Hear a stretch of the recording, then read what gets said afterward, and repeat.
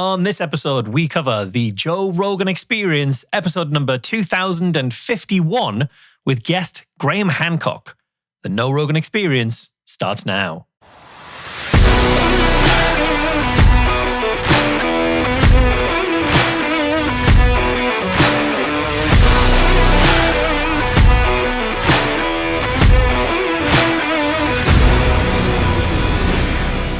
Welcome back to the show. This is the show where two podcasters with no previous Rogan experience get to know Joe Rogan. It's the show for those who are curious about Joe Rogan, his guests and their claims, as well as for just anyone who wants to understand Joe's ever-growing media influence. I'm Michael Marshall, and I'm joined by Cecil Cicerello, and today we're going to be covering Joe's October 2023 interview with Graham Hancock. So, Cecil, how did Joe introduce Graham in the show notes? He says Graham Hancock is a researcher, journalist, and author of over a dozen books, including Magicians of the Gods and Visionary.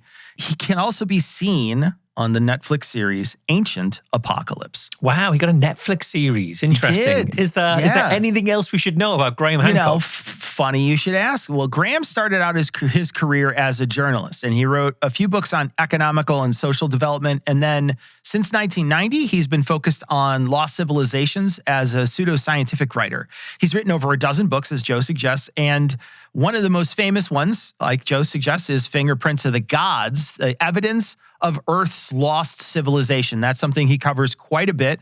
He also has a show on Netflix, like Joe suggests, called Ancient Apocalypse. Now, there's an interesting tidbit here. Netflix senior manager of unscripted originals is Mr. Sean Hancock, Graham's son.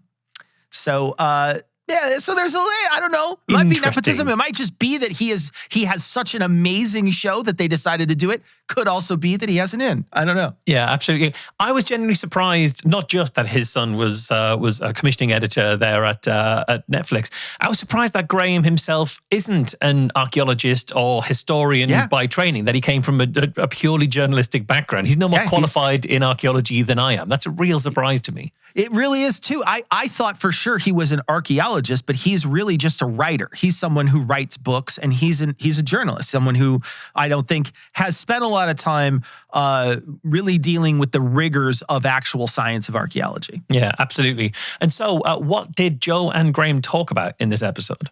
They talked about getting canceled, doing drugs, how it's possible that psychedelics are a link to another dimension, lost civilizations, and there's a pitch to raise funds for DMT research. They talk about racism, how the Sphinx has a tiny little head, and they spend some time body shaming giant sloths. They do that. Yeah, a little bit, just a little bit of time. So before we get to our main event, which is going to be all about the pseudo-archaeology, pseudo-history of the ancient civilizations hypotheses, before all that, though, we want to thank our Area 51 All Access Pass patrons. Those are Martin Fidel, Fred R. Gruthius, 11 Gruthius, Laura Williams, no, not that one, the other one, Stoned Banana, definitely not an AI overlord, Am I a Robot? Capture says no, but Maintenance Records say yes, and Chonky Cat in Chicago eats the rich. They all subscribed at patreon.com/No Rogan. You can also do that. If you do that, you'll join our patrons who get early access to every single episode, and they get a special patron-only bonus segment every single week.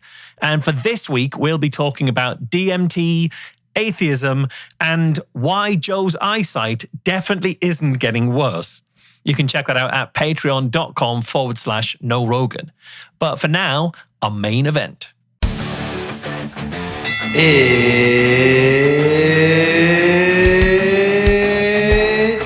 time. So a huge thank you to this week's veteran voice of the podcast. That was Emile, hailing from the beautiful Gulf Island of Canada, announcing our main event there. Remember, you too can be on the show by sending a recording of you giving us your best rendition of It's Time. You can send that to noroganpod@gmail.com, as well as telling us how you want to be credited on the show. So to preface this main event segment, we will be talking a lot about pseudo-archaeology. Much of what Graham talks about are these lost civilizations.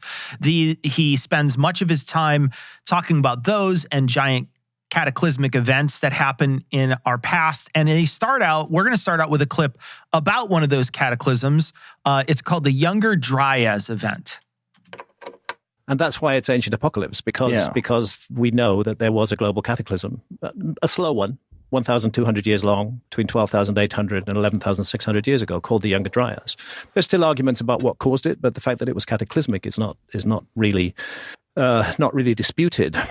So he's right that it's not disputed, but he is right that there are arguments about what caused it. And Graham is on a very specific side of those arguments. Younger Dryas, I don't know if you recognize this when Graham first said it, but we've heard this on several shows. I actually checked because Joe mentions this on a lot of his other interviews. He talked about it with Ian Carroll on the show that we did in March. He brought it up when he talked to Woody Harrelson, which we didn't cover, but he did that in February. He talked to John Reeves about it in February. He talked to Dan Richard about it in February. He mentioned it in the Lex Friedman interview that we also covered. Yeah. So just in the last couple of months, Younger Dryas as a theory keeps coming up with Joe. This is something that's been really impactful as to how Joe sees the world and history. And he's got this from Graham Hancock here. So what is the Younger Dryas impact hypothesis? This is one that Graham is putting forward. So the Younger Dryas event is a real period. It was a cooling period at the end of the last glacial period, which is about 12,900 years ago. But rather than believing this was just naturally occurring phenomena around kind of changes in the climate or anything like that, or a catastrophic event that was caused by something earthbound, Graham's specific version of this, his specific belief, is in the impact hypothesis, which postulates that there was some kind of cosmic event, essentially that comets came into the Earth's atmosphere and exploded and caused impacts, and that's what caused all of this. The tail of a comet, maybe, is what he said? Was it the tail of a comet came in or something? I think he explained it a little bit in this. Yeah, there's a few kind of things in this area. So there's an article on Skeptic magazine, so not the one that I run, but the American magazine, which explained it by saying the apocalypse in Graham Hancock's Ancient Apocalypse is a hypothetical global catastrophe of biblical floods and continent-wide conflagrations, supposedly triggered by the impact of tens of thousands of fragments of a broken comet that burst in the air like bombs or exploded when they slammed into the ground. Hancock serves up a not-so-subtle animated shower of descending comets that graces the open title sequence of every single episode. And the story's narrative arc puts it on a trajectory that makes an impact hypothesis inevitable, even though Hancock actually avoids saying the word comet until the final episode teaser. So he's saying this is all about the comets. It is worth pointing out this is not a hypothesis that a number of people who are experts in this field signed on to. It is a hypothesis that the editor of Skeptic magazine in America, Michael Shermer, has subsequently indicated that he accepts as a valid hypothesis. But he is doing that to agree with Graham Hancock, but that is in conflict with what the consensus is. So, in 2007, the first Younger Dryas impact hypothesis paper actually speculated that a comet airburst over North America created a Younger Dryas boundary layer. However, inconsistencies have been identified in other published results. Some proponents have also proposed that the event triggered extensive biomass burning, a brief impact winter that destabilized the Atlantic conveyor and triggered the Younger Dryas instance of abrupt climate change. So this is what they're putting forward.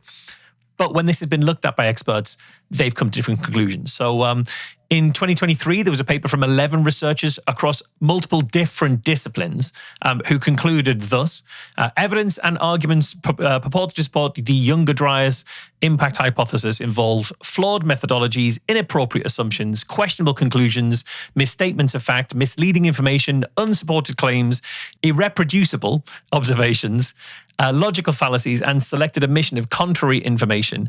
That feels like a lot. Yeah. It is a lot. There's a lot of problems here. And this is just their conclusion, but they actually explain this in great deal. They even say in this comprehensive review of the available evidence, researchers address and draw attention to these critical failings and demonstrate that research in numerous fields has shown the Younger Dryas impact hypothesis should be rejected. So that's one particular paper. We'll link that in the show notes. I'll just cover another couple of bits that I think illustrate what the standing of this thesis, this idea is in the academic kind of literature. So in 2011, there was a review of the evidence that led researchers to state, quote, the Younger Dryas impact hypothesis provides a cautionary tale for researchers, the scientific community, the press, and the broader public, as none of the original Younger Dryas impact signatures have been subsequently corroborated by independent tests. Of the 12 original lines of evidence, 7 have so far proven to be non-reproducible. The remaining signatures instead seem to represent either non-catastrophic mechanisms and or terrestrial rather than extraterrestrial impact-related sources. And in all of these cases, sparse but ubiquitous materials seem to have been misreported or misinterpreted as single peaks at the onset of the Younger Dryas period. Throughout the arc of the Younger Dryas impact hypothesis, recognized and expected impact markers were not found, leading to proposed impactors and impact processes that were novel, self-contradictory, rapidly changing, and sometimes defying the laws of physics. And one last little tidbit on this, because I think this is really important. This is kind of the crucial linchpin of Graham's entire argument in many ways. In 2016, the Comet Research Group, the CRG, which is dedicated to investigating this particular hypothesis, their stated mission is to find evidence about comet impacts and raise awareness about them before your city is next. Well, they published a 2021 paper suggesting that a Tunguska-sized or larger airburst destroyed a Middle Bronze Age city located in the Jordan Valley near the Dead Sea around 1650 BCE. But image forensic expert Elizabeth Bick discovered evidence for digital alteration of images used as evidence for that claim in that particular paper. And the researchers in the CRG initially denied tampering with any of their photos, but eventually published a correction in which they admitted to inappropriate image manipulation. So the evidence they were putting forward in 2016 to prove this hypothesis, they later revealed, we did manipulate those images and faked a few things in order to make this work. So this is not a well-accepted hypothesis, essentially. And I think why we're spending so much time in this very beginning part is that if you build your argument on faulty foundations like this, then none of it really holds up. Yeah. And so he is spending much of the time of this entire podcast using this, like Marsh suggested just a few seconds ago, as a linchpin to the rest of the things he's talking about. So if this thing doesn't appear to be true by many, many researchers out there, and there's very few people putting out papers that actually, there's no real papers that indicate that it actually happened the way Graham said, then I think we need to really pay attention to the rest of the things Graham's saying, because he's building off this. Yeah, this is his starting assumption. And from here, he's moved on to everything else. But this starting assumption has been examined and has been shown to be faulty. All right, so now we're going to talk about how many stories from indigenous peoples in America are similar. Well, the other side of the argument that it's inconceivable that the Spaniards made up these stories. These stories were reported to the first Spanish visitors in Mexico and in Peru. They were reported to them by indigenous peoples as indigenous myths. And the fact that they're right spread across the Americas makes it very unlikely. I mean, if it was one story, but if it's a dozen stories and they're told over a huge geographical region, the notion that this is a Spanish conspiracy, it's an ultimate conspiracy theory. I don't think we should take away these traditions from the indigenous people who reported them. But it gave a very useful handle for people to attack this series on. So Hancock is saying all of this in order to suggest that all of the different peoples, they couldn't all have had the same story unless it was true. And therefore, it is a case that there was this prior civilization, this ancient civilization that visited Mexico and Peru, and then was responsible for the buildings that Hancock says have been found there, and all the complexity that he says has been found there that is meant to be kind of outside of what we'd expect. But the argument is essentially these indigenous people, they couldn't possibly have been so advanced. So it must have been this secret, forgotten civilization who travel around the world, giving all this like technology away in order to warn civilizations about cosmic catastrophes and say you shouldn't let yours be next. But the key question to all of this idea that all of them are reporting the same story, the question is reporting to who? And these stories are reported by who? Who told us that these indigenous people have all reported these tales of encounters? Well, the answer to that is the Spanish conquerors, who kind of had a motivation to paint sophistication as uniquely European, and therefore it's totally fine if we subjugate these indigenous peoples because they're not sophisticated like us. They can't do these remarkable things that we can do. So it isn't the case that every one of these different peoples are independently coming to the Spanish with that story. It's that the Spanish are coming to the rest of the world with the story that's what everybody told them. Yeah, that's a great point, Marcia. And I think one thing that they're talking about is that there's this sort of God figure in these different places around the world that comes and teaches knowledge to the people of that society and teaches them how to do, all these different types of things. And by extension, we presume that means taught them how to do, those types of pyramids they have in the middle of Central America or the pyramids in Egypt, et cetera, et cetera. And the thing is that lots of different cultures have gods that teach them something, or goddesses and gods of wisdom. What they're doing is they're saying all the rest of those instances across other cultures don't matter as much. We're focusing on these because these people couldn't have done this without outside knowledge. That's the real underlying theme here. There's plenty of different cultures that have gods of wisdom and other things, but they never point those out as another culture coming in and teaching them something.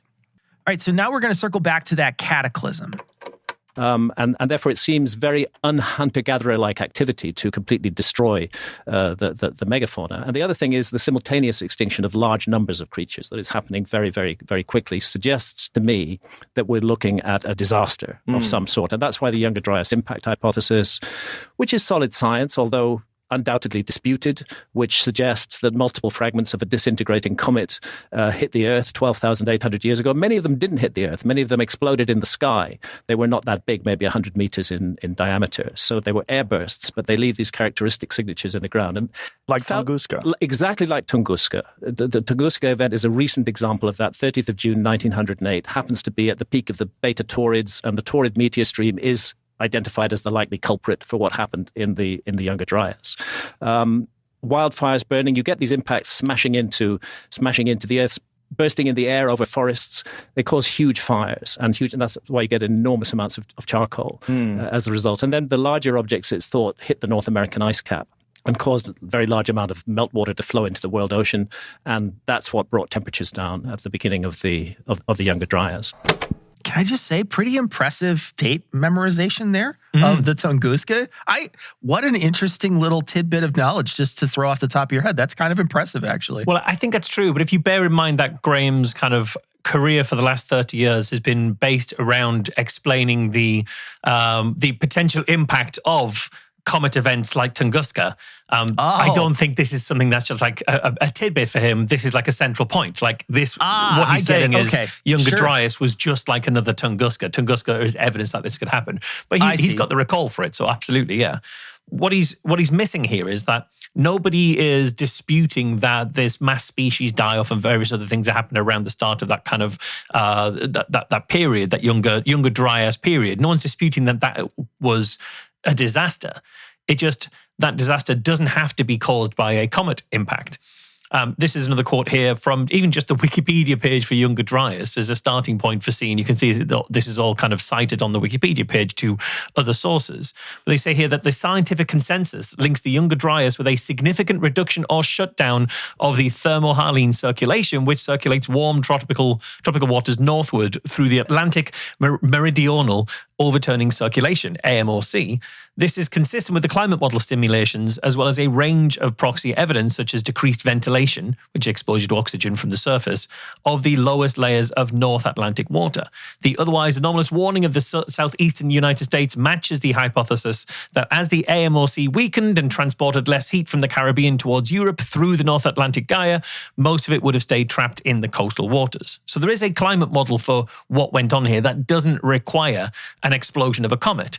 And I think the fact that Graham is pointing out that some of these large parts of the comet just exploded in the air. It was like an airburst. They didn't actually make contact with the ground. That also kind of conveniently avoids having to find a load of impact craters. Because part of this hypothesis is saying there was an impact. So if there's an impact, you've got to find craters. But if you say, well, this was like a Tunguska event where it all exploded in the air. Okay, those events can happen. We've seen that with Tunguska, but you need to actually find some evidence that was put forward some evidence that is what was happening here. It's like the assassin with the icicle instead of the dagger or something. Yeah. Exactly.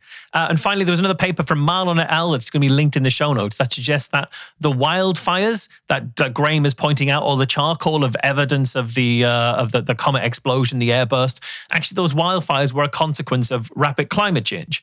The paper says, quote, the changes in woody biomass, fire frequency, and biomass burning are not coincidence with changes in CO2, although increasing CO2 may have contributed to woody biomass production during this period. So there is actually a good model in this paper for how those fires were happening. And climate change can contribute to and even like accelerate climate like wildfires. And we know that because we've been talking about it quite a lot over the last few months. Sure. So you don't need an impact of a comet in California to have started those wildfires. That can be done sort of largely from just the climate change happening alone, really. And just two mastodons rubbing their tusks together can, cause a whole... All right. This is now we're going to start talking about the criticism of his show, Ancient Apocalypse, by a group of archaeologists. Same goes for the submerged continental shelves. 27 million square kilometers of the best real estate on Earth that were above water during the Ice Age are underwater now. Yes, there's been some marine archaeology, but not enough to rule out the possibility of a lost civilization. And the same with the Sahara Desert, 9 million square kilometers. A little bit of archaeology done, but before archaeologists say there was no lost civilization, this is what the Society for American Archaeology said in their open letter to Netflix, complaining about my show. They said, we know that there was no lost civilization during the Ice Age. And my question to them is, how can they possibly know that when they've looked at relatively small areas of the Earth? The picture is not complete. They should be saying, we don't think there was a lost civilization during the Ice Age, fine. But to say we know there wasn't, that's completely wrong. Well, it's silly, and it's also, it becomes more and more of a problem the more things get discovered. And the more they push back harder more emotionally and more religiously. Yeah. It's really kind of crazy the way they behave, that is as if they have like an accurate map. Yeah, so they're saying, the archaeologists all said, we know there is no lost civilization. That isn't what the letter to Netflix actually said. I know that because I've got the letter. I'm going to link it in the show notes here. Sure. So here is a quote that kind of reflects what they were actually saying here. Quote, after more than a century of professional archaeological investigations, we find no archaeological evidence to support the existence of an advanced global Ice Age civilization of the kind Hancock suggests. Archaeologists have investigated hundreds of Ice Age sites and published the results in rigorously reviewed journals. So they're not just saying, we just know there's nothing there. They're saying that after a century of investigation and research, there is no evidence to suggest that this is true. That's a completely different thing to be saying. Yeah, and this, I think, is done in a way to sort of get Joe on his side. Because if you reframe it as someone, just someone who giving scientific critique to Graham, but instead frame it as someone trying to suppress knowledge out there. Someone's trying to trick you. Someone out there is just trying to suppress some sort of investigation into this. Joe's all in if you frame it that way. But if you just said, well, I published something and then people responded with traditional scientific critique of the thing I published, that's not as damning to Joe, because Joe doesn't understand how that works. Joe thinks it's an attack because the way Graham frames it. Graham says, they said there's no civilization. Well, I'm sure if you got Lidar out there and, did the whole, scan the whole desert or all these other sites that he's talking about, and you found something, they would accept it. There just isn't any proof right now. Yeah. And you can't accept something until you've got good evidence. And what they're saying is, people who've put forward Ice Age sites as being kind of evidence of this ancient civilization, we've looked at that evidence and it is not compelling for lots and lots of reasons, like including some of the reasons that I highlighted earlier. The letter goes on to say, this is the critique of the Netflix show, quote, this series publicly disparages archaeologists and devalues the archaeological profession on the basis of false claims and disinformation. I write to encourage you to correctly classify the genre of show, to provide disclaimers about the unfounded suppositions in the show, and ideally to balance the deleterious content in the show with scientifically accurate information about our human past. It seems like what they're asking for is pretty reasonable here. This isn't them just attacking. This isn't them, doubling down, pushing back more and more emotionally and more religiously, as Graham is portraying and as Joe seems to believe is happening. These are actually pretty reasonable requests from the archaeological expert community. Yeah, and what Graham is arguing here is essentially an argument from ignorance. He's saying, since we haven't scoured the entire world for lost civilizations, one must have existed. And that's not how science works. That's not, you find the evidence for the thing you're looking for. Don't presume it exists because there's space for it. Yeah, absolutely. I'll give you 2 more quotes from this letter, because this letter is actually really useful, because Graham will constantly throughout this interview, and we'll cover this as well in the toolbox segment, talk about how attacked he is by the mainstream, how attacked he is by the conservative expertise, the consensus who just want to keep him canceled. Down. And this, I think, reflects pretty well what's going on here. So, quote from the letter. Popular television series such as Ancient Aliens on the History Channel have promoted false claims about the ancient past for many years. These claims frequently rob indigenous people of credit for their cultural heritage. However, Ancient Apocalypse is more harmful than Ancient Aliens. It not only disparages the cultures of indigenous peoples, but also carries the harm a step further by disparaging archaeologists. The combative tone of Graham Hancock damages the public's perception of archaeology. And a final quote here. If there were any credible evidence for a global Ice Age civilization of the kind Hancock suggests, archaeologists would investigate it and report their findings with rigor according to scientific methods, practices, and the theories of our discipline. If the evidence warranted scientific peer review, we would acquire funding to test it, publish our results, and promote it in our own outreach materials. Contrary to Hancock's claims, archaeology does not willfully ignore credible evidence, nor does it seek to suppress it in a conspiratorial fashion. I think it's a very good response to, and a very measured response to what Hancock is suggesting, and then also outlining exactly what archaeologists would actually do if they found good evidence for the things that Hancock is saying are true. Now we're going to move on to the lost city or continent of Atlantis. Zahi is an excellent example. He does not want to even entertain the notion that there's some sort of a gap in the knowledge of history. If you just say the word Atlantis to Zahi Hawass, he goes berserk. He absolutely goes nuts. And that's irrational too, since we know that the Atlantis story comes from Plato. We know that Plato said the source of that story was in ancient Egypt, in the Temple of Neith at Sais in the Delta. An ancestor, Solon, visited that temple and was told the story, which he put into the word. Atlantis is not an ancient Egyptian word. That's one of the problems. But he called it Atlantis. But at Edfu in Upper Egypt, there's a whole story of a homeland of the primeval ones that was destroyed in a great cataclysm and flooded by the sea, leaving only a few survivors who traveled around the world seeking to restart civilization. It's told very clearly in the Edfu building texts, which fortunately have now been completely translated.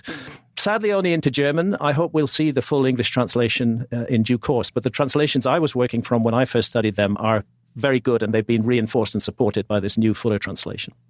So I think the Atlantis story does have an ancient Egyptian origin, and I think the ancient Egyptians should be proud of it rather than throwing it away. Right at the start there, you'll notice when he's talking about researchers who reject his theories, he's using terms like, oh, they go nuts if you talk about this. They're very irrational when they talk about this. Joe's talk about things like they're getting emotional. So it's this idea of castigating any opposition as being irrationally, emotionally led rather than led by any kind of evidence at all. But when you look at what Graham's saying here, well, we know that Atlantis is real because Plato talked about it. Well, Plato was using Atlantis as an allegory. He didn't mean it literally. He wasn't talking about a literal place. He was talking specifically about a nation that was lost to hubris. So in the story in Plato, Atlantis is described as a naval empire that ruled all the western parts of the known world, making it the literary counter-image of the empire. But after an ill-fated attempt to conquer Athens, Atlantis falls out of favor with the gods and is sunk into the Atlantic Ocean. It's kind of like this incredible civilization that kind of pushed too far and angered the gods and was sunk. But the other question to ask is, why are we using Plato as an expert on what happened in ancient Egypt? Great question. We could say, Plato was in the past as well, but he wasn't contemporary of some of the things we're talking about. And he didn't have the archaeological tools. He wasn't looking to do that. That's not what Plato is for. It's not what Plato is about. We've got better lines of evidence than Plato. Yeah, and Plato literally wrote fan fiction about his favorite teacher. So let's not pretend that he's an accurate historical record. And also just want to mention, just because you mention something in your writings doesn't make it real. There's many things that Plato mentions that are not real. Like there's not a real cave that people were in either that were, so this idea is just because he finds something that agrees with the things he wants to believe, he will choose that as one of the supporting pieces to say his argument has merit. But just because you find it somewhere doesn't mean they necessarily believed it or thought it was a real thing. Well, you say that, Cecil, but I think we should try and find that cave and rescue those people who've been kept in the dark they've been all there of for their so lives. long, Marsh. So long. Also, he talks about there being like flood myths and things. And again, there are lots of stories of flood myths from around the world. But that's not because there was this one particular big flood or Atlantis was sank and flooded in these kind of ways. It's not because they're trying to echo a specific catastrophe that happened. It's because when it comes to natural disasters, you've really only got a handful of things that could happen. And floods are really the only ones that can happen pretty much everywhere, because everywhere is either near the sea or the river or subject to rain. Not everywhere is on an earthquake fault line. Not everywhere is near a volcano, but anywhere potentially could flood. So of course we see catastrophic floods happening throughout cultures throughout history. Okay, now they're going to move on to a different site. This is Gobekli Tepe. This is an ancient site in Turkey. And what Gobekli Tepe looks like to me is a transfer of technology, that people who already knew how to work megalithic architecture and align it precisely to the risings of particular stars, for example, Sirius, came to Gobekli Tepe at a time of chaos and cataclysm in the world, and they sought to introduce a new way of thinking. I think Gobekli Tepe was created as a project to mobilize the local community, to give them something to work on, to bring them together. And it's not an accident that during that 1,000 years, they transitioned from hunter-gathering to agriculture. I don't see massive technical complications in creating Gobekli Tepe, except those very precise alignments. But what I do see is a sudden appearance of something that shouldn't have been there. And that requires explanation. See, this is why people will accuse some of these ideas as being racially dicey, as stripping indigenous peoples of their history. Because these ideas posit that civilizations didn't naturally progress, weren't capable of culturally evolving into these more complicated and more technologically advanced civilizations. Instead, all of their achievements were the result of outside intervention. They were just these hunter-gatherers who were just knocking together sticks until the magic people came along and showed them how to do these wondrous things. That's the reason they became more sophisticated, not because they were inherently capable of that themselves. That's a great point. Also, let's not take on his face that this site, Gobekli Tepe, is aligned with the stars. I'm going to include a link in the show notes. Here's a quote. Quote, "Those claims of Gobekli Tepe's connection to the night sky have been largely rejected by the main team actually excavating the temple. According to them, while the archaeological site is remarkably well preserved, the forces of time have changed the location of certain features. One of the pillars have appeared to be repurposed or moved." And here's another piece, quote, "There is significant possibility that we're dealing with roof structures. That fact alone would pose limitations to a function as sky observatories," end quote. All right, so now we're going to talk about constellations and the Greeks. We're looking at Lascaux. Hang on, we're looking at Lascaux there. The bull painting there is interesting. Better artists. They were. They were. I have to confess, they were quite a bit better. This art is very good. If you go, Jamie, to the NPR, the painting of a bull, one step left from where you are, that one. This is very interesting. There has been an argument made by a couple of astronomers that what is depicted there is the constellation of Taurus, and that in itself is heresy, because archaeologists who want to give everything to the Greeks say that it was the Greeks who invented the constellations of the zodiac, and not showing. Why do they think that represents the constellation? Because of the 6 little dots, which are not, I think, on the head. I think they're somewhere behind, not in this picture, which is often how the Pleiades are seen. They're seen that actually there are 7 Pleiades, but often to the naked eye, you see 6. And the positioning of the Pleiades in relation to the constellation of Taurus is the basis for that argument. So Graham's standard here is this image of a bull has 6 dots that you can see here, and that's reminiscent of the Pleiades, which has 7 dots. Therefore, this is an astronomical chart. Rather than what you could suggest is that people saw bulls and drew bulls or bison. Yeah. Like people were drawing the things that were around them. This is a great depiction of a bull or a bison or something in that kind of family. But it's not enough to just accept that this is an artistic rendering of the things that were around them, that were influencing their lives. This has to be a sign that someone came along and told them about how the stars work and this kind of thing.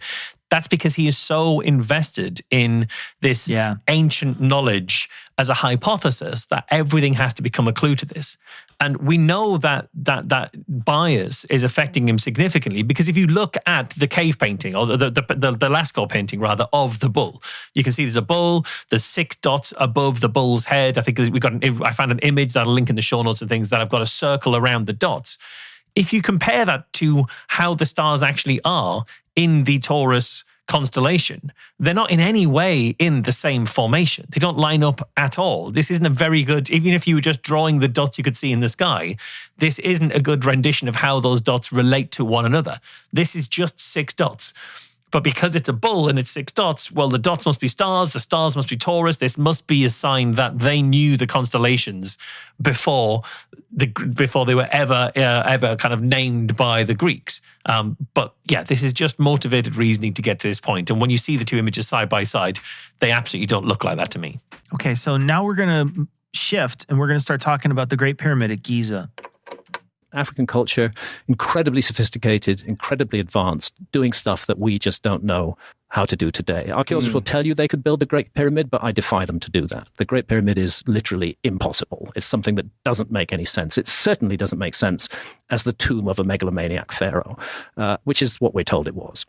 And this might be a small kind of detail, but I think it's worth kind of picking out for what Graham's saying here, because he just says in an offhand way, they might say that it was built, but I defy them to do that. Well, if archaeologists can't personally recreate the building of one of the wonders of the world, an enterprise that took a huge number of people, that took decades to do. So if they can't do that, you can just write off the fact that that's not what happened. That's not going to be the way that you can do this. That's a very ludicrous standard of evidence. For example, we could say, well, how do we know that the Statue of Liberty was built? Well, sure, we've got the accounts from the time and the plans, and it's all perfectly explainable, understanding how long it took and the materials that were available. But until an archaeologist is able to remake the Statue of Liberty from scratch, we'll just never know how it was built. No, we use other lines of evidence rather than having to recreate the thing. So it's a sort of a silly point here. All right, so this is a 2-part conversation where they're having a conversation about the Sphinx in Egypt. The headdress that's worn by the Sphinx, best looked at in the picture top left or the Quora picture, that headdress is called the Nemes headdress. It's the classic headdress of an Egyptian pharaoh, not, in my view, Khafre, but the headdress of an Egyptian pharaoh. But it's on a head that is way too small by comparison with the body. And both Schock and I and John Anthony West, Manu Seifzadeh, who's another excellent researcher in this field, we all feel that the Sphinx was almost certainly a complete lion at one point. It was a lion with a huge mane, and that head sticking up above the plateau got very heavily eroded. And by the time the ancient Egyptians inherited it, they decided to improve it a little bit, to cut down that heavily eroded head and put the head of a pharaoh on it. So again, now we're at a point where the Egyptians couldn't have built the pyramids. They inherited the Sphinx now. So we just, every single bit of the thing that we see as quintessentially, evidentiary of the ancient Egyptians. No, those were inheritances from the people who came before them, who gave them those things. They couldn't have done those things themselves. Well, I mean, in fairness, he could be saying that they inherited it from a previous Egyptian group of people. He's not necessarily saying that it's someone from the outside, but I think there's enough evidence of the other things that he's suggesting, that there is this sort of group of people that traveled around the world to give information, that there's enough evidence here to say that maybe what he's suggesting instead is that they didn't know how to do it, but they were instructed by someone outside. Is that maybe a better way to interpret? That's a big part of his broader argument. He believes that there was this civilization that was incredibly advanced, that was largely wiped out by that comet impact of the Younger Dryas impact hypothesis, And so they use their advanced knowledge to go to other more primitive cultures around the world and show them technologies to essentially help them try to culturally evolve in order to avoid being wiped out by the next impact. And that's why he's moving from Peru and Mexico to Egypt. He's going to lots of different parts of the world. Interestingly, he's not going to nowhere. He's not going to Greece. He's not going to Italy or Rome. He's going to Egypt. He's going to Mexico. He's going to Peru. He's going to other parts of the world. And that feels like it's not an accident. Well, his defense of that is that those places did not have as advanced cultures at the time. And so his defense is, well, those places they didn't visit because they didn't have advanced cultures. But then again, it's like, well, you seem to only be focusing on these races, these groups of people that are inherently brown. Yeah. And I think like one of the things that you've got to, I realize you're trying to hedge your bets, Graham, but you also have to recognize who you're talking about constantly in all of your hypotheses. Yeah. Now, one thing I think he does miss though, Marsh, what if the Egyptians did have tiny heads? If they had tiny heads, then maybe this is just an accurate depiction of what they thought a Sphinx would look like. I'm possible. Just throwing it out there. Very, I'm just very throwing possible. It out there. I don't know. Well, until we find evidence, until we scour every single part of Egypt and every skull that was ever buried in Egypt. You know what? And can prove that none of them were tiny, we can't rule out that they had tiny heads. Can't rule it out. You're absolutely right. We're doing science the right way. Okay, so next up is the second part of that Sphinx conversation. But the other thing is the astronomy, the fact that the Sphinx is an equinoctial marker. You know, if you stand looking due east at Giza or anywhere in the northern hemisphere on the spring equinox, there's 3 key moments of the year. 4, actually. There's the winter and summer solstice, and there's the equinoxes, the spring and fall equinoxes. On the summer solstice, the sun rises far to the north of east. On the winter solstice, it rises far to the south of east. But on the equinoxes, it aligns perfectly due east. And that's what the Sphinx is. It's aligned perfectly to due east, and it's gazing at the horizon. And then we come to this contentious issue of who discovered the zodiacal constellations. Because the Sphinx, 12,500 years ago, was gazing at dawn on the spring equinox at the constellation of Leo. In other words, this lion monument on the ground was looking at its own celestial counterpart in the sky. Egyptologists dismiss that. They say that nobody had any idea of the constellations until the Greeks. I think they're wrong. So astronomy and geology together combine to invite us to consider the possibility that the Sphinx may be much older than 4,500 years old. So this idea has come up in several different places. This is known as the Orion correlation theory, that this particular pyramid is aligned to Orion's belt and that the sort of the stars around it are referenced in certain parts of the pyramid or certain parts of the alignment of the pyramid. So 2 astronomers, Ed Krupp of Griffith Observatory in Los Angeles and Tony Farrell of the University of Cape Town in South Africa, they used planetarium equipment to independently investigate the angle between the alignment of Orion's belt and what was north during the era that was cited by Hancock in his work, which actually differs from the angle today because of the precession of the equinoxes. So north is slightly changed and the lie of the stars would have slightly changed. And what they found is the angle is actually pretty different from the perfect match that Hancock puts forward in this theory about kind of Leo and the Orion's belt and those kind of alignments. By about between 47 to 50 degrees by the planetarium measurements compared to the 38-degree angle formed by the pyramids. And Krupp also points out that the slightly bent line formed by the 3 pyramids, which is kind of said to mimic Orion's belt, that was deviated towards the north, where the slight kink in the line of Orion's belt actually goes towards the south. And so to match them up in Hancock's work, when he's talking about this stuff, one or both had to be turned upside down. So he says the way that the pyramids are lined up, they line up with this particular star here in this particular constellation, and across the 3 pyramids, it mimics Orion's belt, but Orion's belt bends in the opposite direction to the pyramids. And so in the work, they flip one of the images in order to make that work. There's also other images, including noting that if the Sphinx is meant to represent the constellation of Leo, it should have been on the opposite side of the Nile, because that's where it would have been at the time in 10,500 BC. That the pyramids would have been in Virgo, not Leo, because of the precession of the stars. So when actual astronomers have taken these claims seriously about the links between the Sphinx and the pyramids and how these represent Leo and the Orion's belt and things, you actually do take it seriously. But when you do that, you find that they're misinterpreting some of the evidence and even flipping some of the images to make them fit. I just want to presume, let's presume he's right, that it's decidedly that the Sphinx looks east, and it looks due east. It looks due east where during the solstice, very specifically. Why are we so surprised that an ancient civilization that relied heavily on the seasons knew exactly when those seasons started and when they ended? There's much more important for an agrarian civilization to look up at the sky and know things when we're going to change rather than today.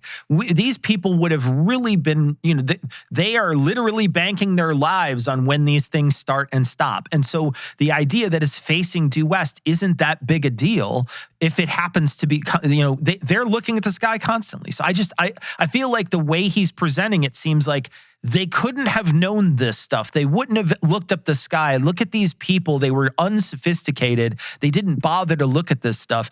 I think that it's pretty obvious that they did look at that stuff. Okay, now we're going to talk about carbon dating and Easter Island. What isn't speculation is the dating. I have grave doubts about carbon dating in many cases, because carbon dating doesn't date stone. It dates organic materials. So the notion that you can date a megalithic site with carbon dating is questionable right away. But what tends to be done is that you look for a piece of organic material that is so associated with the megalith you want to date that you can say or propose that they come from the same period of time. I have that problem with the huge Moai statues in Easter Island. They're not carbon dated. What's carbon dated is the platforms they stand on. And there's a lot to suggest that those platforms are much later than the original statues, and the statues were re-erected on those platforms. So he's not actually wrong about carbon dating stones. You can't do it. You've got to find organic matter from nearby it. But it's interesting now that he's talking about Easter Island, or Rapanui is the other name for Eastern Island. And now he's sort of pointing out or alluding to the idea that the people of Rapanui didn't build the Easter Island statues. It was some ancient civilization before them that built them and moved them onto some platforms later. So it seems like the ancient bunch of folk like to leave their monuments in places where brown people tended to live. It seems like that's what they're about. Because like I say, there's not a lot of talk of these ancients building monuments of white majority countries. No one's talking about how the Acropolis was built. The Acropolis was built by these people. And I want to point you to an article from The Skeptic magazine, the one I edit, about Rapanui. Kind of expands on this point. It was written by Sarah Hearn. It's a really great article. But she writes that Europeans couldn't conceive that people living on such a small and remote island could have produced such stunning works of art, or that they could live comfortably in such seemingly barren environs. The European eye has repeatedly disparaged the islanders' ingenuity and resourcefulness. And this is another example of people doing exactly that. All right, so now we're going to talk about, they're going to bring up a screen image here from ancient Sumeria, and this is of, it's like a relief carving that they're showing. This image has always been wild to me because it kind of shows a sun in the center, and then it shows all of the planets in our solar system in relatively the correct sizes, relatively. I wouldn't be surprised by that. In terms of what's the bigger one, what's the smaller one? I think the ancients had, or certain peoples amongst the ancients, did have a very good idea about our solar system and about the dimensions of the Earth and about the other planets in our solar system. Again, this is something that archaeology has dismissed, but I think it's a possibility that's worthy of inquiry. No, it's not that one. That's a different one. It's the... Yeah, that's it. There we that's go. It. There we go. So there's the sun, and it's surrounded by the planets that we're aware of. Yeah, it's kind of hard to interpret that any other way, isn't it? I mean, it seems like that's what it is. Yeah. It seems like the solar system. Yes. I mean, even the way the sun is depicted is the way a little kid depicts the sun. Yeah. And it's also depicted as a star as well as the sun, the circle disk of the sun, and the sun is a star. So it's such a strange image. The suggestion is much greater knowledge of the universe than is supposed to have existed at that time. Yeah, I'm not really convinced that this is evidence of greater knowledge of the solar system. Joe is right in pointing out that it looks like the sun, but it's not remarkable that they knew the sun was there.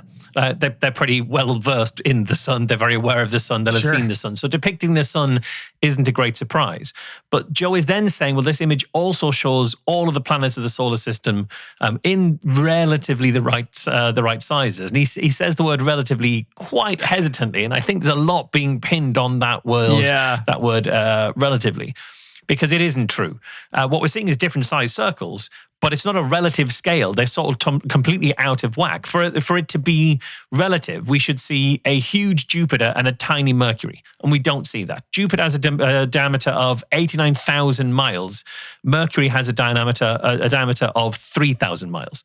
So for this to be relatively right in terms of sizes, one of those dots should be 30 times bigger than the other dot. Yeah. And the sun should be much bigger than that. That isn't what we're seeing here. Also, what we're seeing is something between 9 and 11 circles outside the sun, depending on which ones you count. And so you can discount the ones that you don't want it to be in order to get to the number of planets that we think is exactly about. So all of this is just a case of Joe seeing what he wants to see, and he's being led in that direction by Graham, who is also seeing and finding what he wants to see and find. Exactly. I wonder if the ancient Sumerians are as pissed as us that we stopped calling Pluto a planet, because they had 9 there, right? I wonder if they're very upset. Also, the naked eye, by the way, just want to point this out. The naked eye can only see 5 planets. Yeah.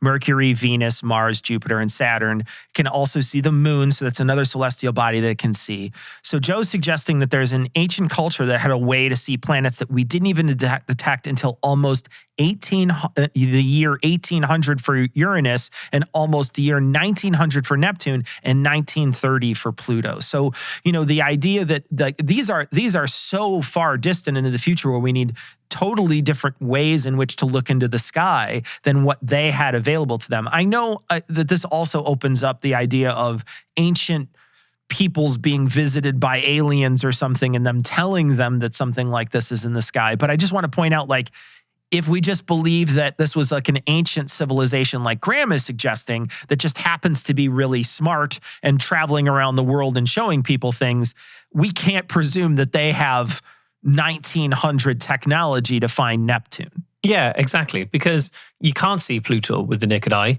What you can see with the naked eye is a lot of stars. And it's just as plausible that what we're looking at here are stars. It's not surprising in reality that people would draw or carve these circles that they see in the sky, because we've always known there are stars and there is a moon. So this doesn't have to be relating to the planets. This could just be some of the prominent stars, or the idea of stars. This is a sun in the sky and there are stars beyond them. It could just be as simple as that. And we don't need to diminish the creativity it takes to do that kind of endeavor as an indigenous kind of early civilization. We don't need to diminish that by saying, no, this has to be led by someone super advanced who told them how to do this. Yeah. I also want to point out too, just to mention, without any real tools, people in 300 BCE thought that our solar system was heliocentric. As early, we know about this as early as 300 BCE because they actually wrote it down. Yeah, absolutely.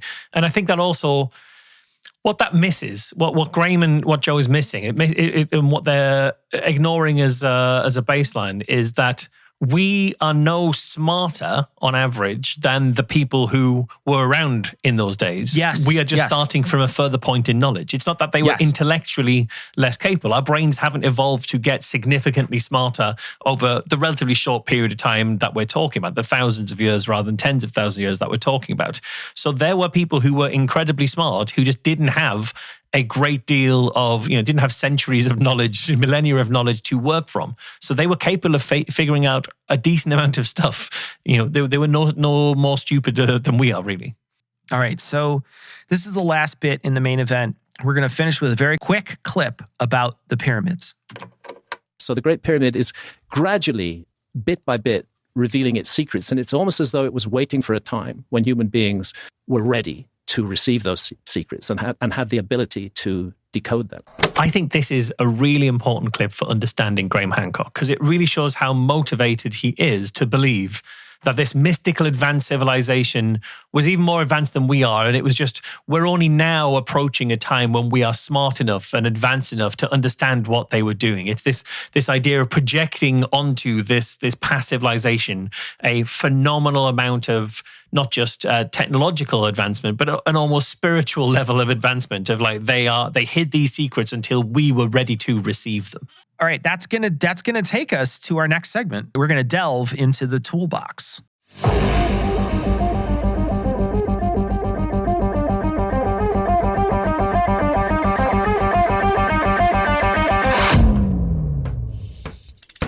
Wow. So that's the tool bag, and something just fell out of the tool bag? So this week, we're going to be talking about a Galileo fallacy. Can you explain that to us? Yeah, absolutely. So the Galileo gambit or the Galileo fallacy is where you argue that because your work or your ideas provoke opposition or criticism, that means you're correct. And it's used to suggest that someone might be so groundbreaking or so revolutionary that the mainstream feels so challenged by their truths that they've got no choice but to shut them down, and they can't handle the truth of these new ideas. You can basically paraphrase the arguments to everybody else who studied this thinks I'm wrong, therefore I must be right. But, when 9 out of 10 dentists recommend using toothpaste, it doesn't mean that the 10th guy is more likely to be right. And as Carl Sagan put it, they laughed at Galileo, but they also laughed at Bozo the Clown. Great point. Okay, well, we're going to start out with how Hancock describes how science controls the narrative. This is part of the problem I have with archaeology as a discipline. It likes to think of itself as scientific, but what I think it's primarily doing, and is weird, is trying to control the narrative about the past. Do you think that's because the people that are in control of archaeology, the academics, the professors, these people have written books on these things, have lectured on these things, and they've been very specific about timelines and dates? Yeah, I think it's a complicated it's a complicated mixture of things. First of all, because archaeology is so desperate to be seen as a science, it tries as hard as possible to distance itself from any ideas that might be seen as woo-woo, anything out on the edge, archaeology doesn't want to associate itself with. And then it takes the next step and really seeks to attack out on the edge ideas. Now, I don't know why the possibility of a lost civilization during the Ice Age should be an out on the edge idea. We've had lost civilizations before. The Indus Valley civilization today in Pakistan wasn't known about until the 1920s. It was found by accident. And, every turn of the archaeologist's spade can reveal new information. But the reaction to my proposal that we've forgotten an episode in the human story, it's always been hostile since I published Fingerprints of the Gods in 1995. But with Ancient Apocalypse, much bigger platform, reaching a much wider audience, the reaction was just hysterical. So, Galileo fallacy here. People who disagree with Graham, they're just trying to control the narrative. It can't possibly be that they've looked at his work and think that it's wrong, that they've actually done the studies and come to different conclusions. And Graham loves, and just throughout this entire interview, he loves to paint himself as the outsider rebel who's discovering things that the establishment can't possibly handle, and that's why they're coming for him. That has to be his narrative at all times. And this is a classic ploy used by people often to deceive, to present themselves as the underdog.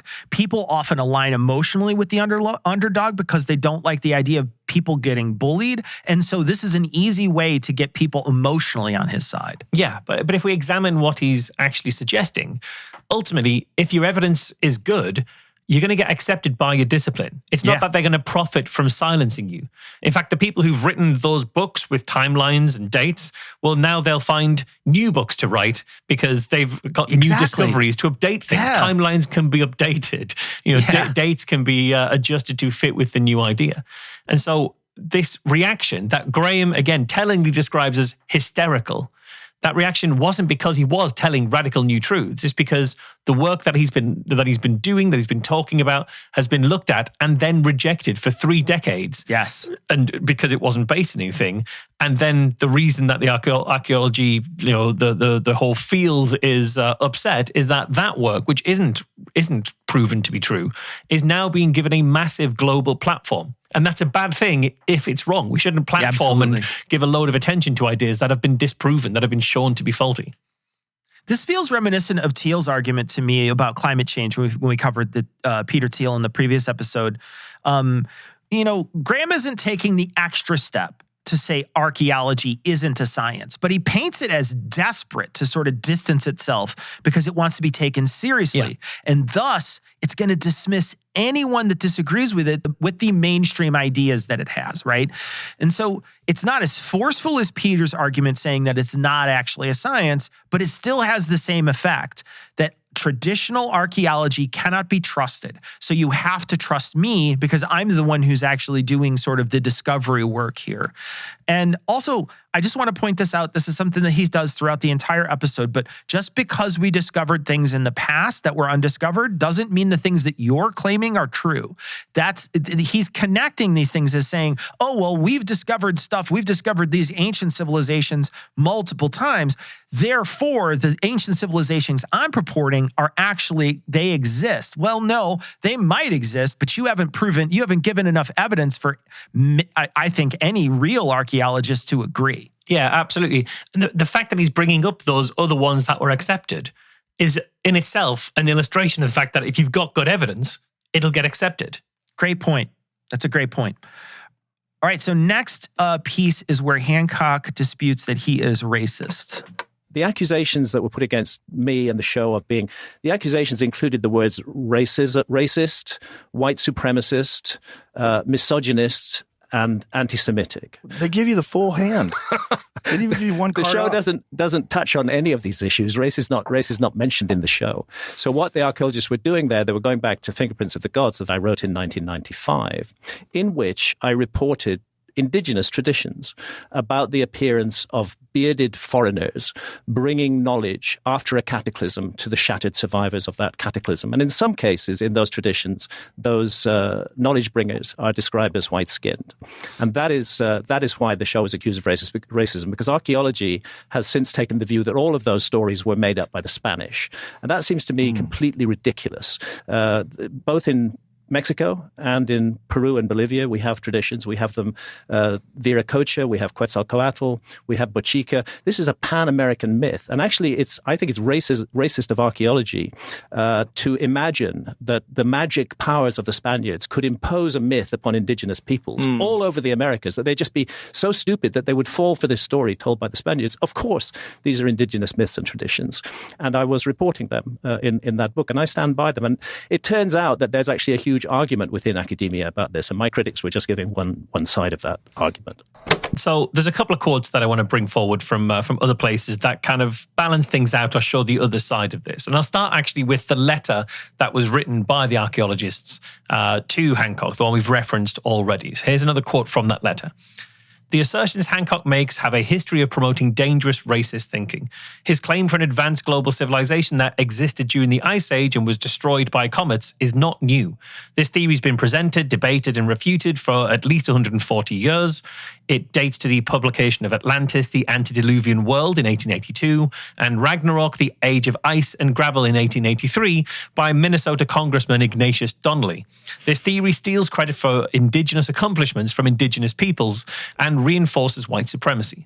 From Donnelly to Hancock, proponents of this theory have suggested that white survivors of these advanced civilization were responsible for the cultural heritage of indigenous peoples in the Americas and around the world. However, the narratives on which claims of white saviors are based have been demonstrated to be ones modified by Spanish conquistadors and colonial authorities for their own benefit. These were subsequently used to promote violent white supremacy. Hancock's narratives emboldens extreme voices that misrepresent archaeological knowledge in order to spread false historical narratives that are overtly misogynistic, chauvinistic, racist, and anti-Semitic. So there's the full hand that he's talking about. No, they aren't saying Hancock is misogynistic, chauvinistic, racist, anti-Semitic. They're saying his work is spreading historical narratives that are those things. So whether he means to or not, he's feeding into that tradition of these ideas that have got these conclusions. But we should also understand what else Graham Hancock has written and what context that comes in. So here's an article from The Skeptic magazine written by Aaron Rabinowitz. I'm just going to quote this. Things go from outlandish to disturbing when you get to Hancock's book, The Master Game, Unmasking the Secret Rulers of the World, co-authored by Robert Bauval and originally released under the name Talisman, Sacred Cities, Secret Faith. Hancock's website claims the book reveals a secret religion that has shaped the world, and if you're a regular reader, you know exactly where this is going. As David Barrett puts it in his review of the book, the incoherent mess of an argument culminates in the authors promoting the old Jewish Masonic plot so beloved by ultra-right-wing conspiracy theorists. There it is. Yeah. The authors might object that they are only talking about Zionist connections to the Freemasons and not all Jews, but this seems no different than David Icke's response to accusations of anti-Semitism, not to Bill Cooper's absurd reprinting of the Protocols of Zion with the caveat that it's not really about Jews. I have a lot of Jewish friends, is basically what they're saying. Yeah, because some of the Jews are okay, is what some of them these are narratives fine. that are coming forth in Graham Hancock's book there. And if we that last quote mentioned a review of the book, so I'll go to that review by David Barrett in The Independent, and I'll finish with this one. On that book, the Unmasking the Secret Rulers of the World. It's a mishmash of badly connected, half-argued theories. Only in the last chapter and the misleadingly titled appendix does the author's purpose become clear. They suddenly start promulgating a version of the old Jewish Masonic plot so beloved by ultra-right-wing conspiracy theorists.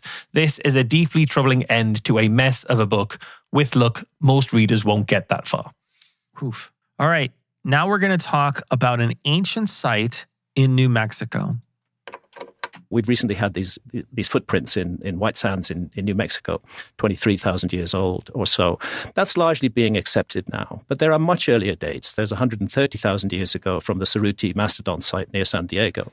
That's the one that's being disputed because they say it could have been rocks that crushed the bones and made them that way. Yeah, what I see again is an unfortunate mindset where a new and interesting idea is proposed, supported by masses of evidence and published in Nature. You know, Nature has a pretty high bar to what it accepts.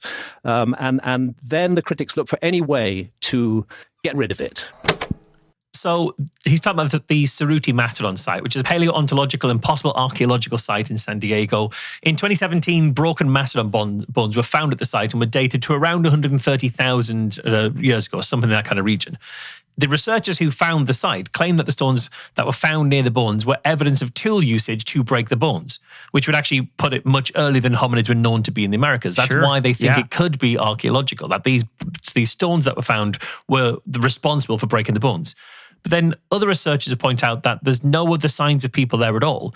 And it's quite possible that the site's layers and strata were kind of disturbed during the discovery because this was all dug up by a mechanical digger that was there not to try and find an archaeological site, but to create drainage. So it's quite possible that some of the damage and some of the other stuff that's around there have been kind of mixed up as this kind of digger was digging.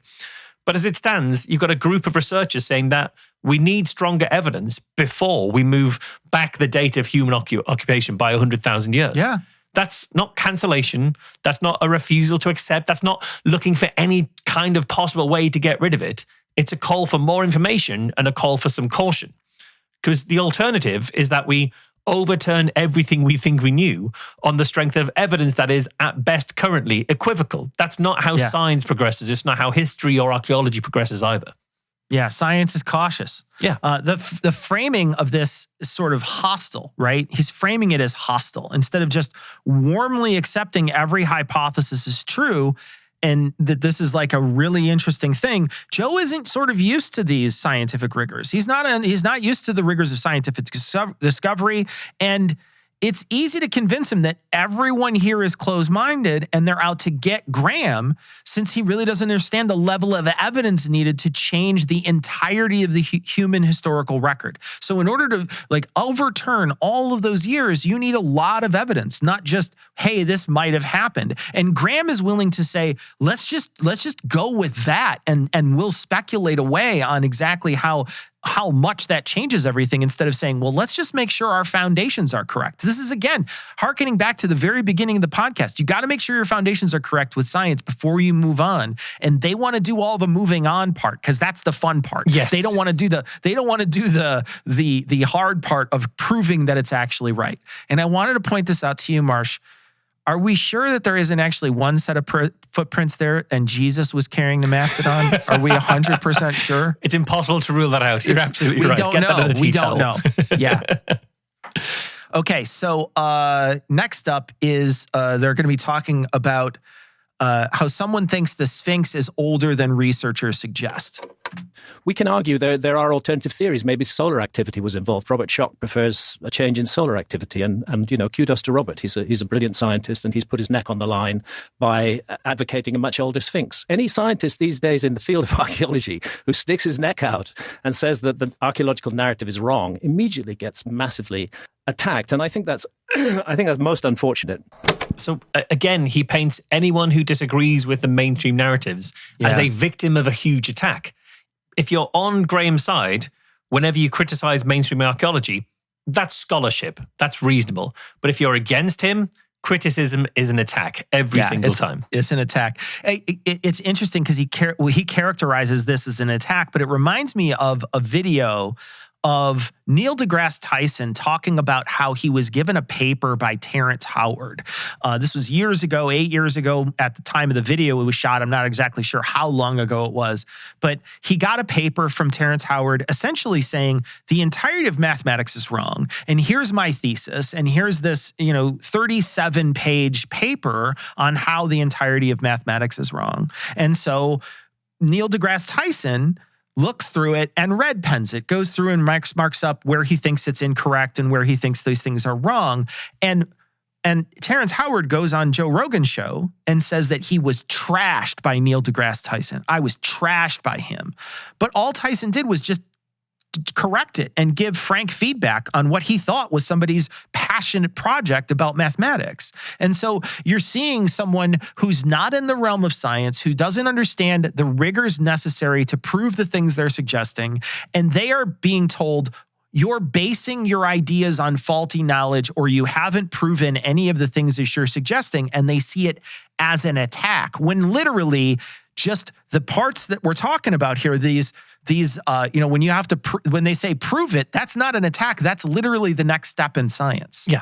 All right. So now we're going to discuss some of the discoveries in the Amazon.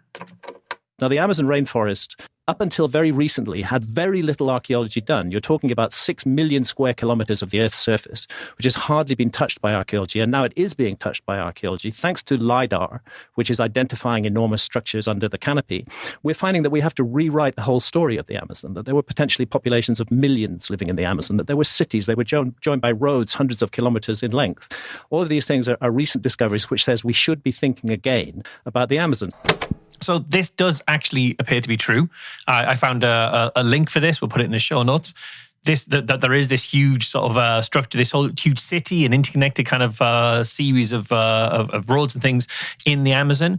But this was in the mainstream news in late 2023 and early 2024. Yeah. So again, doesn't this completely undermine Graham's entire narrative that any new discoveries are automatically hidden by the archaeological establishment? This was a major discovery. And it's accepted just fine because the evidence is strong. That's all this is. Sure, that's all you need. All right, so next up, we're going to talk about how archaeologists think he's a kook. I repeat, a lot of archaeologists have accused me of accusing them of a conspiracy against me and trying to suppress. They're just trying to make you look like a kook. Yeah, I don't see any conspiracy. I see people who do believe what they're saying and who think I'm wrong, but who feel that I'm such a threat to the narrative that they present that I must be neutralized in any way possible. And that's a sad state of affairs. Science should embrace and explore new and different ideas, and particularly when it comes to the human past. So once again, Hancock is being attacked. He's a threat to the narrative. He has to be neutralized. We have to be sympathetic to him for just speaking his incredible truths that he's discovered. Just to be clear, from the SAA letter, the archaeologist letter to Netflix, once again here, try and figure out who's doing the attacking in this situation. Quote, when Hancock refers in the show to professionals as so-called experts and accuses them of being patronizing and arrogant, this disparages our public reputation. Our archaeological community is not monolithic, but extremely diverse. Our membership represents a wide range of nationalities, ethnicities, genders, and beliefs. We don't always agree with each other. However, Netflix and ITN Productions are actively assaulting our expert knowledge, fostering distrust of our scientific community, diminishing the credibility of our members in the public eye, and undermining our extensive and ongoing efforts at outreach and public education. It's Hancock doing the attacking of the establishment with the way he's talking about them here. And what we're seeing from the archaeologists is a reasoned call for evidence. Yeah. And just asking for evidence isn't an attack. That's just how science works. I think what we're seeing constantly throughout is a man who's not a scientist, never bothered to study the science of these things, and is a journalist and is used to a much lower level of evidence than other places. And he's upset that they're not just automatically accepting his theories when he hasn't produced any of the things that would be necessary to prove to other archaeologists that these things are true. All right, so now we're going to go back to zodiac signs. It's an argument. It's not accepted by mainstream archaeology because of their narrative, which is that the discovery of the constellations of the zodiac is given to the Greeks or perhaps to the Mesopotamians before the Greeks. It's not thought that any human culture could have noticed the constellations of the zodiac before that. And that's really absurd because the constellations of the zodiac are on the path of the sun. The sun rises against the background of a different constellation every month. And how would the ancients have missed that, especially since the skies were an ever-present phenomenon to them in a way that they are not to us. Right. We're cut off from the skies by light pollution, but the ancients were not. What a fascinating concept that they knew about the constellations 30,000+ years ago. Yeah, and I believe they did. Yeah, and so Graham is talking here about arguments that aren't accepted by mainstream archaeology because of their narrative. And he can't accept that maybe this fringe idea isn't believed because it's niche and not well evidenced. Instead, he has to have the couple of niche researchers on this as being the ones who are correct, and then all of the other archaeologists as being like unwilling to accept it because they have to protect their narrative. All right, so let's talk about, he's going to move on here. He's going to talk about his preferred method to publish discoveries.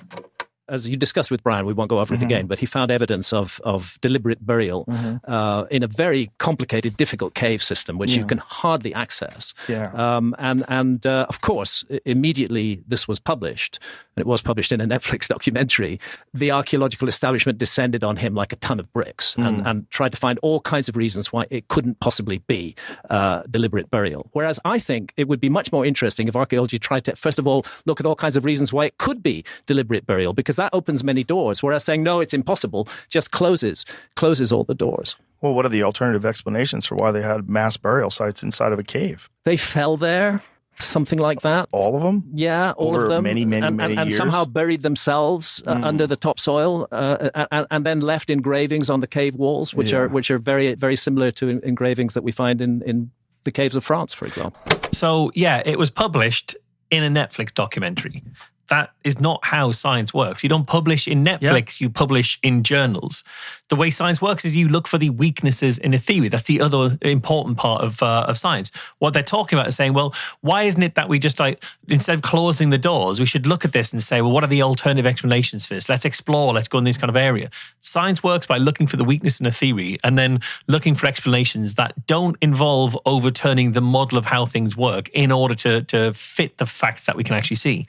If your theory can withstand that level of scrutiny, it will be tentatively accepted. That's the way that science has to work. What Graham is suggesting and what Joe is suggesting is the complete opposite of that.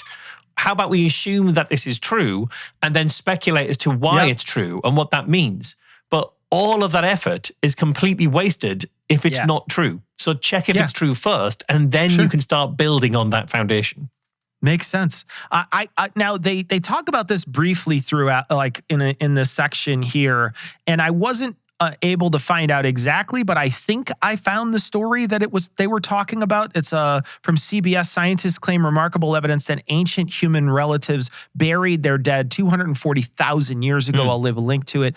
But here's a quote from the article. Quote, The scientist, Berger, said he expected his team to be accused of rushing to publish their research before a peer review is completed. He argued that in the age of modern technology and social media, it was worth making all their findings available immediately to be built upon by the scientist of tomorrow, end quote. But look, when you publish before a peer review, expect a peer review of what you publish. So even if they didn't publish it in a journal and they publish it on Netflix, if they're giving critique afterwards, that's what scientists do to things. It's kind of what they sign up to do. When they get their PhD, when they go into this field, they say, you know what, when something comes across my desk, I'm going to do my best to see if it's true, because that's the field that they're in. Don't get mad if people are asking questions about your research after you've published it and you think it's out of their realm. If you publish it on Netflix, they're going to give you their feedback, just like what happens with Graham here, where you should be publishing it as a journal first. But I think the scientists just wanted to make sure that they could get a Netflix series out of it. And to get out ahead of the discovery so no one else could publish on it first. Now they're going to talk about the tragedy of such compelling evidence out there and no one is believing it. Well, it seems like there's so much compelling evidence that that's the case. I get so puzzled and baffled by the resistance to it because it's just interesting. Well, if it's right, it pulls the rug out completely from under the feet of archaeology. And that's why there's resistance to it. All human beings are territorial in their own way. And archaeologists are no exception. They're territorial. They've defined their territory. They see a gradual, slow, steady evolution of human society. And they think that we were at a relatively simple stage during the so-called Stone Age, and we just gradually got more and more sophisticated. And it's an appealing idea, and it makes sense in lots of ways. But there isn't room in that for an earlier civilization to have emerged and been destroyed. And that's why the idea is attacked. Because if that idea were true, then the foundations on which archaeology has built the House of History would collapse. That's so unfortunate. So unfortunate that they just don't jump in and enjoy these new discoveries. It is very unfortunate, Joe. I don't really have to go through and explain why. I mean, I think I've explained multiple reasons why I think this clip sort of encapsulates everything that's wrong with the way in which Graham is thinking. You know, extraordinary claims require extraordinary evidence. They don't bother to present any good evidence. If they did, people in the archaeological community would agree. Marsh has pointed out multiple times that they have changed. Literally, they had the rug pulled as Graham is suggesting. They've had the rug pulled out on multiple different things, different civilizations existing farther in the past than we thought, different civilizations existing in places that we thought they didn't exist, and they have changed their entire paradigm based on these new discoveries. So what he's saying just isn't true. When they find things that have evidence, they change their mind. When you suggest things that are supposed to be there and you're sort of filling up these gaps with, well, it could have happened, people have every right to be skeptical of that.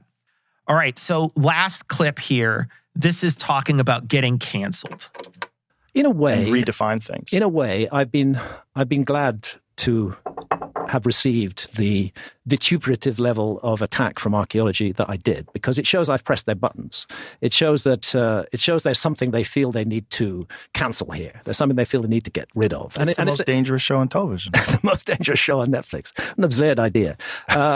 Really crazy. But that's cancel language. You know, that's the language you use. Also, you call somebody anti-Semitic or racist or white supremacist or misogynist. All of those are easy labels, which these days just need to be applied to a person. Nobody even investigates or goes look. I think that works less and less now than it ever has before.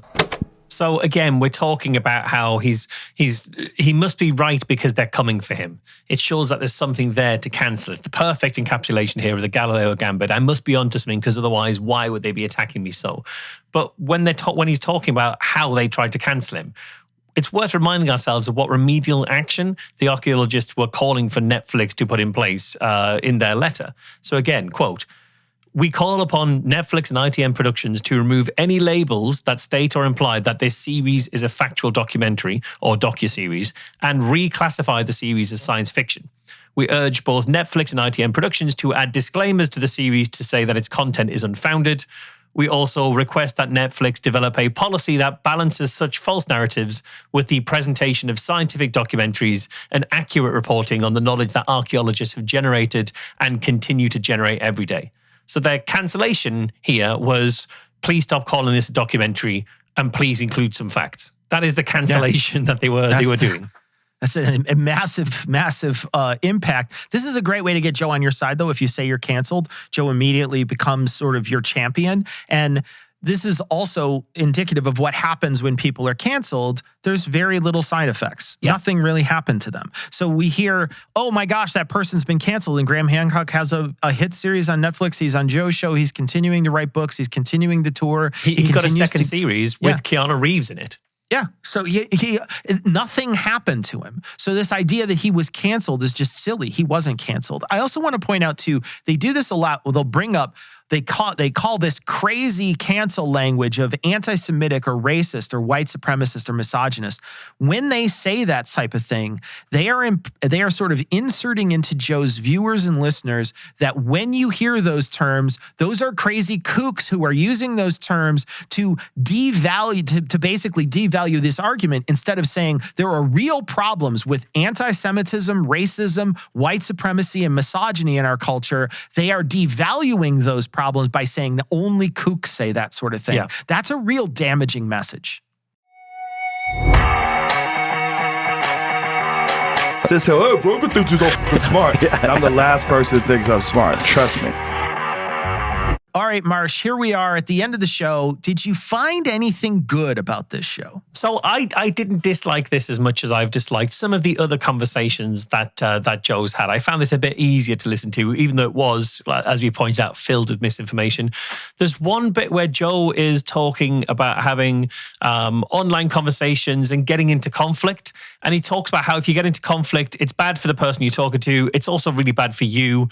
When you're mean and you're shitty to people, that'll never make you feel good. It'll only make them feel good. So always just try to find a better way to deal with people and a better way to be nice to people and try to recontextualize that.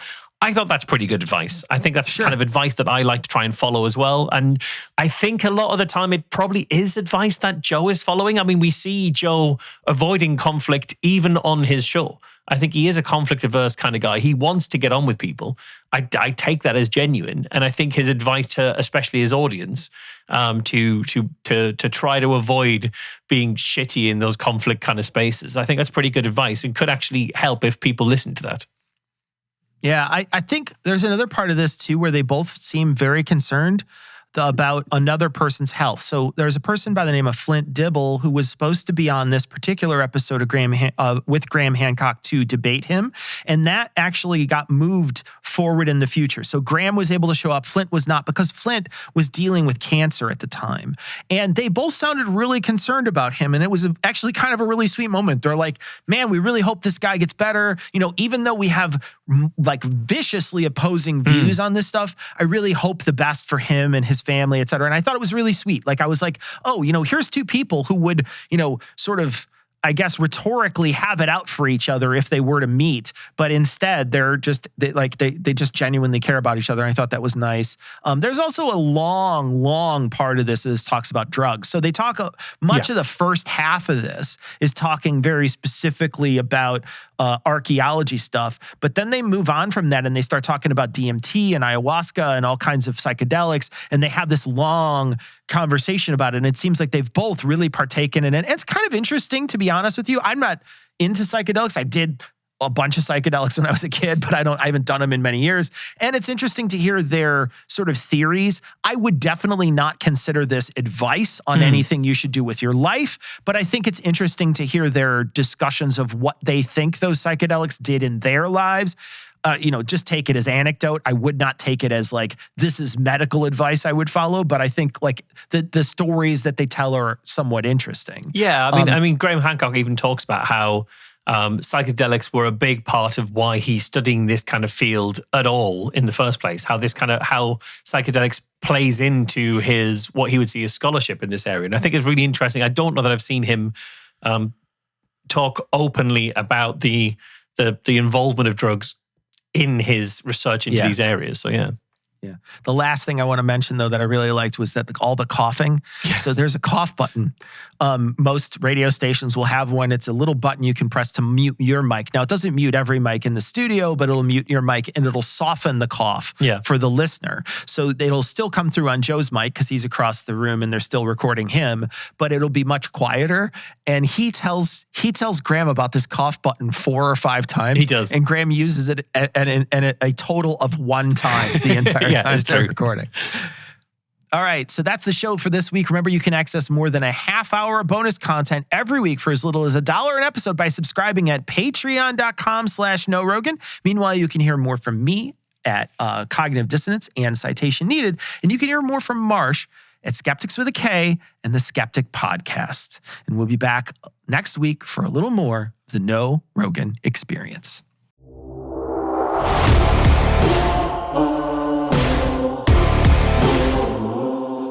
If you love the show, please rate and share it. If you want to get in touch with us, become a patron, or check out the show notes, go to norogan.com, KNOWROGAN.com.